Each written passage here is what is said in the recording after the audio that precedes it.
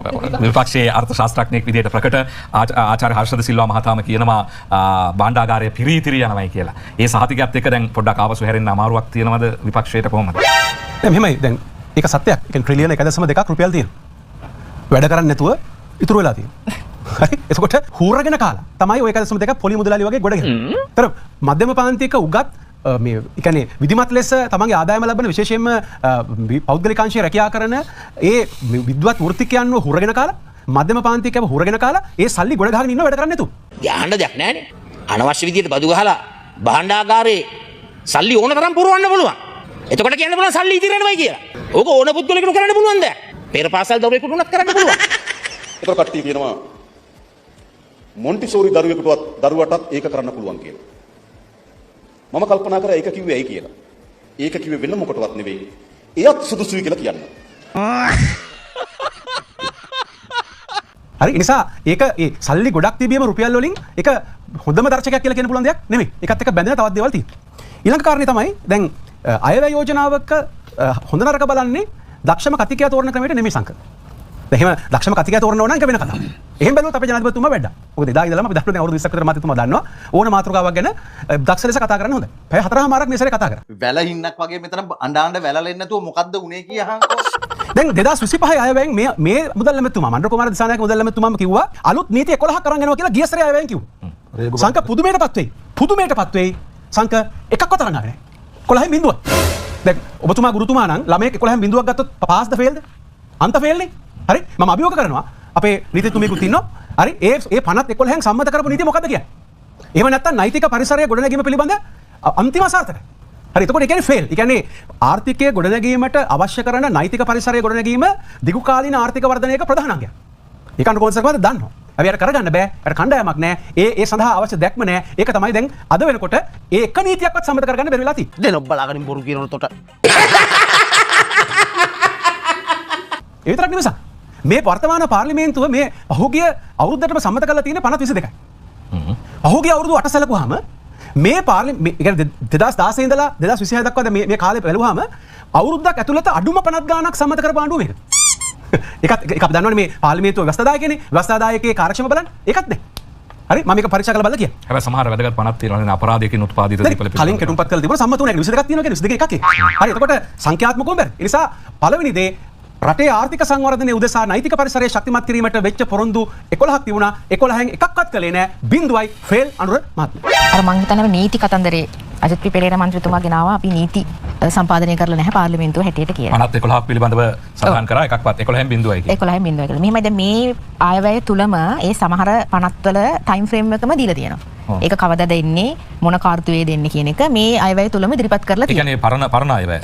නෑ 2026 ආයවැය. නෑ මන්ත්‍රීතුමා කියන්නේ 2025 හරි ඒක තමයි 2025 එකක්වත් සම්මත කරන්නේ 2025 යෝජනා කරපු සමහර පනත් දැන් කොතනද තියෙන්නේ ඒක ඉස්සරහට කවදද සම්මත වෙන්නේ කියන එක ගැන ආයවැය තුලම තියෙනවා කියන එක තමයි මම උදාහරණයක් හැටියට ප්‍රයිවට් පබ්ලික් පාර්ට්නර්ෂිප් සම්බන්ධයෙන් තියෙන පනත. ඒතර අපි ඒක ගිය ආයවැය තුලත් කතා කළා. මේ ආයවැය තුලත් අපි ඒක ඉදිරිපත් කළා තියෙනවා. ලබන අවුරුද්දේ මුල් භාගයේදී අපි ඒක සම්මත කරන්න බලාපොරොත්තු වෙනවා. මොකද ඒක දැන් පබ්ලික් කන්සල්ටේෂන්ස් වලට විවෘත කරලායි තියෙන්නේ. ඒ කියන්නේ මහජන මත විමසුම් වලට විවෘත කරලායි තියෙන්නේ කියලා. මෙහෙමයි සංක. පාර්ලිමේන්තුවක වගකීම අවුරුද්දක් තුල පුළුවන් තරම් පනත් ප්‍රමාණයක් සම්මත කරන එක නෙමෙයි. හරි පනතක් සම්මත කරාම ඒක ක්‍රියාත්මක කළ හැකි වෙන්න ඕන.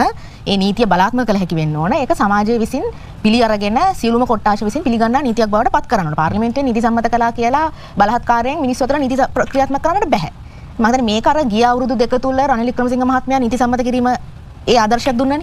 එතකොට ඒ ගොඩක් නීති සම්මත කරනවා. නමුත් ඒවට රෙගුලාසි හදන්නේ නැහැ. එහෙම ඒවා තියෙනවා. එහෙම නීති ඕන තරම් ලංකාවේ තියෙනවා. නීතිය සම්මත කරනවා. නමුත් නීතිය ක්‍රියාත්මක කිරීම ඉස්සරහට යන්නේ නැහැ. අපිට අවශ්‍ය එහෙම නීති හදන්න නෙමෙයි. අපිට අවශ්‍ය මහජනයාගේ එකඟතාවය සහිත මහජන අදහස් ක්‍රියාවලියක් සහිත නීති හදන්න. ඒතකොට අපිම ගෙනාවු නීති පවා අපි මේ සමහර മന്ത്രിවරු පාර්ලිමේන්තුවේ හදපු අනවශ්‍ය කලබල නිසා අපි ඒවා නැවත අරගෙන මහජන අදහස් වලට විවෘත කරලා ඒවා නැවත ගෙනෙන්නට අපි කටයුතු සූදානම් කරලා තියෙනවා. දැන් 11න් බිඳුවයිනේ. දැන් 11න් බිඳුවයි කියන කවුල් නැද්ද? මම ඔබතුමාත් එක්ක කියනවා සමහර නීතිවල ගැටුමතු වෙන්න පුළුවන් ප්‍රමාද වෙන්න පුළුවන්. 11න් බිඳුවක් වීම අවුල් නැද්ද? කියලා ඔබතුමා කියන්නේ පාර්ලිමේන්තුවේ සම්මත වෙලා නැහැ කියන එකනේ. හරිද? පාර්ලිමේන්තුවේ සම්මත වීමට පෙර නීතියක් සම්පාදනය කිරීමේ කටයුතු විශාල ප්‍රමාණයක් තියෙනවා. රට හරකෙක්නේ නීතිය ඩ්‍රාෆ්ට් කරන්නට අවශ්‍යයි. ඒකේ මේ මහජන මත විමසුම් කරන්නට අවශ්‍යයි. එතකොට මේ නීතිය අවසාන වශයෙන් කෙටුම්පත් කිරීමට අවශ්‍යයි. ශ්‍රේෂ්ඨාධිකරණය විසින් ඒක අප්‍රූව් කිරීමට අවශ්‍යයි. මේක විශාල ක්‍රියාවලියක්. කැබිනට් එකට දාන්නට අවශ්‍යයි. හරිද? එතකොට ඒ ක්‍රියාවලියේ යම් මට්ටම් වල තමයි හැම නීතියක්ම තියෙන්නේ. මුන් එක පුළුවන් ඒ රටවල් හදන්න. කොහොමද? අපිට නෝ බැන බැන හිටිය රතුවලිය කියලා.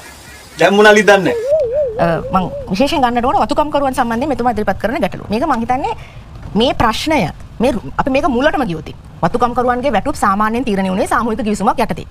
2015 අවුරුද්දේ 2014 සහ 2015 අවුරුද්දේ යහපාලන රජයේ පත්වීමට පෙර රනිල් වික්‍රමසිංහ මහත්මයා නුවරඑළියට ගිහිල්ලා පොරොන්දුවක් ලබා දෙනවා. ඒ වැටුප රුපියල් 1000කට වැඩි කරනවා කියලා. ඔබතුමාට මතක නැහැ. හරිද? ඒ අවුරුදු 5 ඇතුළතම 2020 ඡන්ද පරදිනකම්ම රුපියල් 1000ට ඒ වැටුප වැඩි කරන්නේ නැහැ. මේ කාලේ වැඩියෙන්ම දුක් විඳේ මේ වතුකරේ ජනතාව කියලා මම කියන්න කැමතියි. හරියට දුක් විඳා. කොහොමද ජීවත් වුණේ කියන එකත් ප්‍රශ්නයක්. වතුකරේ ඊයේ මනුෂ්‍ය නානකාර මැතිතුමා ආදායම වැඩි කරා දවසකට 1700කට වැඩි කරලා තියෙනවා. 2021 වර්ෂයේදී ගෝඨාභය රාජපක්ෂගේ රජය යටතේ නිමල් සිරිපාල සිල්වා මට මතක හිටියට එතකොට කම්කරු මැතිතුමා ඔහු පරිපාලක සභාව යටතේ මැදිහත් වීමක් කරලා ඒ වැටුප රුපියල් 1000කට ඒ අවස්ථාවේ වැඩි කරනවා. 2021 දී තමයි මේ වැටුප වැඩි වෙන්නේ. හැබැයි මේ වැටුප එතකොට වැඩි වෙන අවස්ථාව වෙනකොට සාමූහික ගිවිසුම අත්සන් කිරීමේ ක්‍රියාවලිය කඩා වැටෙනවා. හරිද? රජය විසින් මැදිහත් වීමක් කරලා වැටුප වැඩි කළාට පස්සේ සාමූහික ගිවිසුම අත්සන් කිරීමේ ක්‍රියාවලිය කඩා වැටීමක් වෙලා තියෙනවා. අදටත් තියෙන තත්ත්වය ඒක තමයි. නඩු දාලා තියෙන්නේ. ඒක විසුමන මන්ත්‍රීතුමා මම දන්නවා. හරි? ඒක සාමූහික ගිවිසුම අත්සන් කිරීමේ ක්‍රියාවලිය දැන් අද කඩා වැටලා තියෙනවා. ඒකට රජය මැදිහත් වීමක් කරන්නේ නැත්නම් තව දුරටත් මේ ජනතාවගේ වැටුප වැඩි කිරීමේ ක්‍රියාවලිය තිබිච්ච ක්‍රියාවලිය කඩා වැටලා තියෙනවා. හරිද? මෙතනදී ගැටලුව තියෙන රජේ වතු කියලා විතරක්. මේක රජේ වතු කියලා කොහෙවත් කියන්නේ නැහැ. විශාල වතු කියලා නැහැ. RPC වතු කියලා විතරක් නැහැ. එහෙම එකක් නැහැ. කම්කරුවාගේ වැටුප යා මොන වැත්තේ වැඩ කළත් ඒක වැඩි වෙන්නට අවශ්‍යයි. ඒකට ක්‍රියාවලියක් රජය විසින් දැන් මේකේ දල අදහසක් අපි දීලා තියෙනවානේ. දවස් 25ක් දක්වා පැමිණීමේ දීමනාවක් රජය විසින් ලබා දෙනවා. හරි. එතකොට මේක මේ ආයතන වලට ලබා දෙන සහනයක් නෙවෙයි. මේ ජනතාවගේ වැටුප වැඩි කරන්නට අවශ්‍යයි. මේක මේ අවස්ථාවේදී දැන් අද මම හිතන්නේ පාර්ලිමේන්තුවේ සමහර මන්ත්‍රීවරු මේක කියන්න උත්සාහ කළා. මේක මේ සමාගම් වලට ලබා දෙන සහනයක්. ඊළඟ එක තමයි වතු සේවක ප්‍රශ්නය. වතු සේවක ප්‍රශ්නයේ තියෙන කතාව තමයි අද ඇදිලා ආවා. මෙතන තියෙන පොඩි අර්බුදයක්. මොකද අර්බුදය? මේ රටේ මහ ජනතාවගේ බදු මුදල් පෞද්ගලික අංශයේ වැඩ කරන අයගේ වැටුප වැඩි කරන්න යොදා ගන්නවා. එතන අර්බුදයක් තියෙනවා. ආයේ කතාවක් නැහැ. හේතුව මේ රටේ බදු මුදල් අරගෙන 2022 අර්බුදය නිසා ඔබ උත්තර දෙන්න කියලා මම කියවන වෙලාවේදී 2022 අර්බුදය හරහා මිනිස්සුන්ගෙන් ඇදලා ගන්න බදු මුදල් ටික පෞද්ගලික අංශයේ වැටුප් ගෙවන්න භාවිතා කිරීම මම කියන්නේ මේක පැටලලා තියෙන්නේ කියලා. මේකම අලගොවියා, ලුණු ගොවියා, ඇඟලුම් සේවකයා ඉල්ලන්න පටන් ගත්තොත් ඇයි ඒ ඇත් මේ රටේ ඉන්න පෞද්ගලික අංශයේ සේවය කරන වැටු නිශ්චිත වැටුපක් ලැබෙනා වෙන්න පුළුවන්. ඒ ඇත් මේක ඉල්ලන්න පටන් ගත්තොත් මහජන බදු මුදල් විනයානුකූලව භාවිතා කරනවා කියපු ඔබ මේ ක්‍රමයට භාවිතා කරන්නේ කුමන විනය යටතේද කියලා අහන්න. හරිද? සමාගම් වලට ලබා දෙන සහනයක් නොවෙන්න තමයි නිශ්චිත වශයෙන්ම මේක කම්කරුවාගේ වැටුප් අතට සම්බන්ධ කරලා පැමිණීමේ දීවනාවක් හැටියට ඒක ටයි කරලා දෙන්නේ ඒක හින්දා. එහෙම නැතුව අපි මේක සමාගමට ලබා දෙනව නෙවෙයි පැමිණීමේ දීවනාව ගෙවන්නට. සමාගම දෙන්න අපි ලාභ ලබනවා. ඒක සමාගම පාඩු ලබන්නේ නැහැ. සමාගම ලාභ ලබනවා. ආණ්ඩුවේ කාර්යභාර වෙන සාමාන්‍ය කිසිදු ක්‍රියාත්මක කරනවා. 2015 ඉඳන් රුපියල් 10000 කී හිටියා. ඔබතුමා ඒක කරන්න ඕන. නමුත් ඔවුන්ගේ පැත්තෙන් ඉදිරිපත් මේක පුද්ගලික අංශයේ ආයතන, වතු ආයතන විතරක් නෙවෙයි, වතු සමාගම් විතරක් නෙවෙයි ඕනම ආයතනයක් වැටුප් කේවල් කරන්න ගියාම උන් කියනවා උන්ට ලාභ නැහැ කියන එක උන් කියනවා. හරිද? දෙවෙනි කාරණය තේ කර්මාන්තය කියලා කියන්නේ ලංකාවේ විදේශ විනිමයට සම්බන්ධ කර්මාන්තයක්. අපිට ඒ කර්මාන්තය මේ අවස්ථාවේදී ආරක්ෂා කර ගැනීමේ වගකීමක් තේවල විතරක් දෙන්න. පොඩ්ඩක් ඉන්නකෝ වතු සාමාන්‍ය රබර් සහ තේ. හරි එතකොට මේ ආකාරයෙන් මේ දැන් මේ අජිත් පිපෙරේරා මන්ත්‍රීතුමා කියන්න හදනවා මේ මන්ත්‍රීතුමා මේ කාරණේ ගිය අවුරුද්දේ තොහම මැහුවා. පුද්ගලික අංශය වැටුප් වැඩි කරනවද? එකඟ වුණාද? හරිද? එතකොට අපි වැඩි කළා. කිසිම ප්‍රශ්නයක් වෙලා නැහැ නේ. අපි මේ වැටුප වැඩි කළා. මේකත් එහෙම තමයි. හරිද? එතකොට මේක මේ මෙවැනි සහනාධාරයක් වතු ජනතාවට ලබා දීම සම්බන්ධයෙන් කිසිදු විරෝධයක් විපක්ෂයෙන් විශේෂයෙන්ම සමගි ජන බලවේගයෙන් එන්න විදිහක් නැහැ. මොකද මේගොල්ලෝ තමයි ඡන්ද පොරොන්දු ලබා දීලා ඡන්ද ලබා ගැනීම සඳහා මේ ජනතාවගේ වැටුප් සම්බන්ධ එකඟතාවයෙන් ක්‍රියාත්මක වෙන මාදිලිය කඩා දාපු මේ පක්ෂ දෙකක් මේ තියෙන්නේ. අතුකරේ කම්කරු රැකියාව කරන අපේ ආදරණීය ජනතාවට ඒ වගේම ආදායම් මාර්ගයක් නොමැති ග්‍රාමීය ජනතාවට අපි භූමි භාගයන් ලබා දීලා වතු කම්කරුවනුත් ඒ වගේම ආදායම් මාර්ගයක් නොමැති ගැමියනුත් කුඩා තේවතු හිමියන් බවට පත් කරන්නට අපි අනිවාර්යයෙන්ම කටයුතු කරනවා කියලා මේ අවස්ථාවේ කියනවා. සජිත් ප්‍රේමදාස කියන්නේ ඊටාම මෝඩ මිනිසෙක්. දැන් පොදුවේ මේ රජයේ බලයට පත් වෙනකොට දැන් අපි කිව්වනේ මේ භණ්ඩාගාරයේ පිරි ඉතිරි ගිහිල්ලානේ. බදු ගහලා කිව්වගේ කාර්යක්ෂම බදු එකතු කරලා වැඩියෙන් බදු ගහලා වාහන බද්දෙන් අය කරලා දැන් භණ්ඩාගාරයේ පිරි ඉතිරිලා ගිහලා ට්‍රිලියන ගාණක් සල්ලි තියෙනවා. නියමයිනේ. දැන් ගුරුවරුන් සහ විදුහල්පතිවරුන්ගේ වැටුප් විෂමතාවය ඉවත් කිරීම ප්‍රධාන පොරොන්දුව. අපේ රටේ ඓතිහාසිකව වෙච්ච වරදක් තිබුණා. ගුරුවරුන්ට සහ විදුහල්පතිවරුන්ට දෙන වැටුප් තලය රජයේ අනෙක් සේවයන්ට වඩා පහළින් තිබුණා. ඒ පිළිබඳව ඒ වෙනසක් ඒ බරපතල වරදක් වෙලා තිබුණා. ඒ වෙච්ච වරද නිවැරදි කිරීමේ වගකීම අපි කාටවත් තියෙනවා. ඒතකොට ඒක පොරොන්දු වුණා.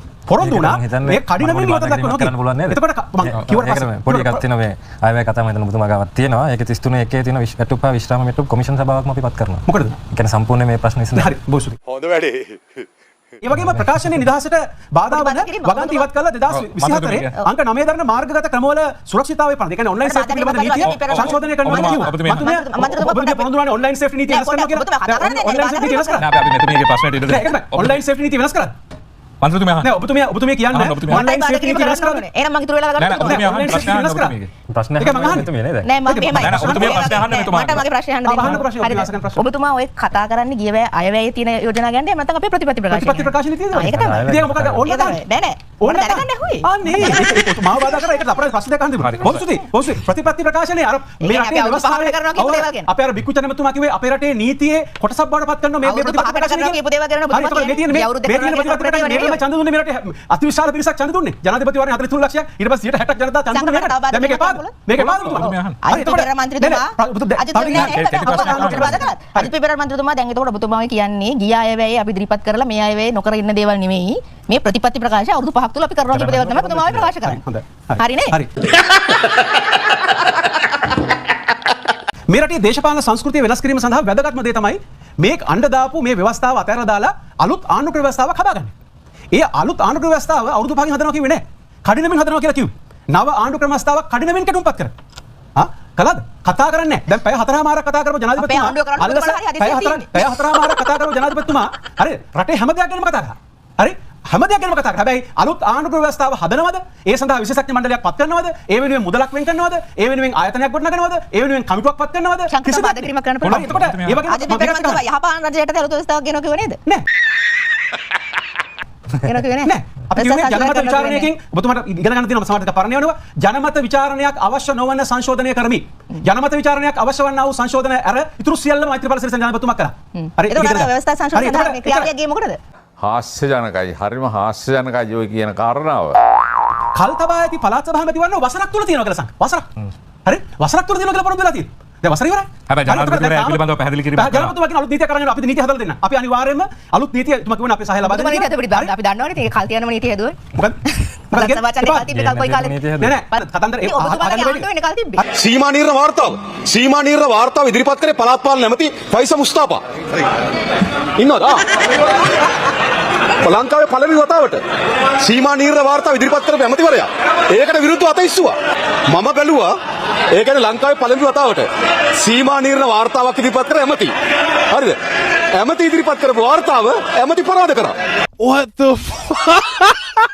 හරි. ඒක තමයි කල් තිබ්බා සීමා නිර්ණයට ගියා සීමා නිර්ණය වැරදුනා කල් තැබීමේ ක්‍රියාදාමයට අනුර කුමාර දායක වුණා. ඒ නිසා අනුර කුමාරයි අපි ඔක්කොම එකතු වෙලා මම දැන් අහගන්න කතා. හරි දැන් අවුරුද්දක් ඇතුළත පළාත් සභාවේ තියෙනවා කියවනේ. එතුමා අපේ සහාය ඉල්ලුවනේ කෙටුම්පත් කරන්න. අපි අනිවාර්යයෙන්ම මේ කෙටුම්පත් හදලා දෙනවා ඊළඟ සති කිහිපය තුල. හරි ඊළඟ සති කිහිපය තුල හදලා දෙනවා. අද ඒ කාලේ කිව්වනේ අර මේ හිටපු ඇමතිවරු ගසා ගන්නවා කියලා කිව්වනේ. දැන් ඒ ඇමතිවරු නැහැනේ. දැන් මෙතුමාලා ගානට ගසා ගන්න නැහැ කියලා අපි කියන්නේ. එතකොට එහෙමනම් අද ඒ අධික බදු අය කරලා මිනිස්සුන්ට සහන දෙන්න පුළුවන්. හැබැයි අද ඔය භාණ්ඩාගාරේ ලොකු කරගෙන තියෙන්නේ පොලි මුදලාලිගේ මල්ල වගේ පෙට්ටිය වගේ ගොඩු කරගෙන දරාගෙන බැරුව දරාගෙන මෙන්න බුදුම්මෝ සල්ලි. අපි ගාව මෙච්චර ගොඩක් තියෙනවා කියලා ගොඩු කරගෙන තියෙන්නේ මිනිස්සුන් හුරගෙන කන. කොහෙද ඉතින් කුහක ගම නැතාගේ තියෙන්නේ. හරි එතකොට හර්ෂිල කිව්වත් එක තමයි. හර්ෂිල කිව්වත් එකම තමයි. අජිත් පෙරේරා මන්ත්‍රීතුමා ඉතා බරපතල චෝදනාවක් රජය පැත්තට යොමු කළා. අපි පොලි මුදලාලිලා වගේ බදු වලින් සූරාකමින් මේ ජනතාවව සූරාකමින් බදු මුදල් එකතු කරනවා කියන එක. ඇත්තටම මේක ඉතාම වැරදි අදහසක්. හරි එතකොට මේ බදු අසාමාන්‍ය ලෙස පනවලා අපි එකතු කරගන්න ආදායමක් නෙවෙයි මේ තියෙන්නේ. මේක ඇත්තටම මේක අපි මම හිතන්නේ රජයේ මුදල් කාරක සභාවෙදිත් අපි මේක සාකච්ඡා වුණා. රජ නිලධාරීන්ගේ පැත්තට මේ අදහස යමු වුණා. ඔව් වාහන වලට ගහපු බදු නිසා වාහන මත තියෙන එහෙම නැත්නම් ආනයන බදු මත විශාල ආදායමක් රජයට එනවා. නමුත් ඒ හා සමානවම ඒකට දායකත්වයේ සපයමින් රජයේ බදු එකතු කිරීමේ යාන්ත්‍රණය කාර්යක්ෂම වෙලා තියෙනවා. ඉතින් අපි මේක පිළිගන්න ඕන. මම හිතන්නේ විපක්ෂයේ තියෙන ප්‍රධාන දුර්වලතාවයක් තමයි රජය විසින් කරන කිසිම හොඳ වැඩක් පිළිගන්නේ නැතුව හැමදේම මහා දුෂ්ට විදිහට සමාජයට මේ පෙන්වන්නට උත්සාහ කිරීම. අනිත් එක මේ ට්‍රිලියනයක් භාණ්ඩාගාරය එකතු වෙලා තියෙන එක. දැන් මේ රුපියල් ට්‍රිලියනයක් භාණ්ඩාගාරය එකතු මේ මම හිතන්නේ අපි තේරුම් ගන්න ඕනේ කෙටි කාලීනව ආර්ථිකයේ සම්බන්ධව ප්‍රතිපත්ති සකස් කිරීම. මුදල් ප්‍රමාණයක් ඉතුරු වෙච්ච ගමන් ඒක ඔහේ වියදම් කරලා දැමීම. හරිද? ඊට පස්සේ දැන් උදාහරණයක් හැටියට මෙතුමන්ලා දීපු ජ්‍යෙෂ්ඨ මතනේ යහපාලන රජයේ මතක හැටියට ජ්‍යෙෂ්ඨ පුරවැසියන්ට ලබා දීපු ඒ පොලි අනුපාතය. හරි එතකොට අපේ අයවෙන් අපි රුපියල් බිලියන 55ක් ඒකට ගෙවනවා. හරි බැංකුවලට. නොගෙවා තිබිච්ච දේවල් මේ. එතකොට රජයේ ආයතනවලට අවුරුදු ගණනාවක් තිස්සේ ව්‍යවස්ථාපිත දීමන මේ සේවකයන්ට ගෙවන ලද ව්‍යවස්ථාපිත දීමනා වෙනුවෙන් අපේ රජ අය යටතේ අපි ගෙවින් කරනවා. හරි එතකොට අපි තේරුම් ගන්න ඕනේ තමයි අතේ සල්ලි තිබ්බා කියලා ජනතාවට අර ගිමික් පෙන්වන්න, මැජික් පෙන්වන්න. අපි ජනාධිපතිතුමා මේක මුලින්ම කියුණා අපි ඇවිල්ලා තියෙන්නේ මේ ආර්ථිකය ගොඩනගන්නටයි. හරිද? අපේ පැත්තෙන් අපි ඒකට කරන්න පුළුවන් හැම දෙයක්ම මම හිතන්නේ අල්කම් නියෝජ්‍යමතුමා ඉතාලම පැහැදිලිවම බල ශක්තිය සම්බන්ධයෙන් අපිට තියෙන වැඩපිළිවෙල ඉදිරිපත් කළා. ඒතර අපේ පැත්තෙන් අපි මේකට කරන්න පුළුවන් හැම දෙයක්ම කරනවා. අපි විශ්වාස කරනවා ලංකාවේ ජනතාව තවදුරටත් අර මැජික් පෙන්වන කෙටි කාලීන සහන ලබා දෙන ඉන්පස්සේ බංකොලොත් භාවය දක්වා රට ගෙනියන අර අල්කම් මන්ත්‍රීතුමා මේ නියෝජ්‍යමතුමා කිව්වා විදුලි බල මණ්ඩලයේ දීර්ඝ කාලයක් තිස්සේ විදුලි මිල වැඩි කළේ නැහැ. නමුත් ඒක අවසාන ඉවර වෙන්නේ කොහොමද? 400කින් විදුලි මිල වැඩි කිරීමට ලංකාවේ ආණ්ඩුවට සිද්ධ වෙනවා. දරාගත නොහැකි ෂොක් එකක් ජනතාවට එනවා. අපි ඒක පිළිගන්නවා. අවස්ථාවේ අපි සම්බන්ධයෙන් කතා කළා. හරි එතකොට මේවා මේ ඉතිහාසයක් තුල මේ වගේ සමුච්චනය වෙන්න දෙන්න බෑ කාර්යක්ෂමතාවයන්. අපි තීරණ ගන්නකොට අපි අනාගතය වෙනුවෙන් තීරණ ගන්නට ඕන. අපි මේ රුපියල් ට්‍රිලියනයක් සංචිතය එකතු වුණා කියලා ඒක මිනිස්සුන්ට බෙදලා දෙන අර ඇයි අරක දුන්නේ නැත්තේ? ඇයි පර්මිට් 20000ක් දැනටමත් නිකුත් කරලා තියෙනවා.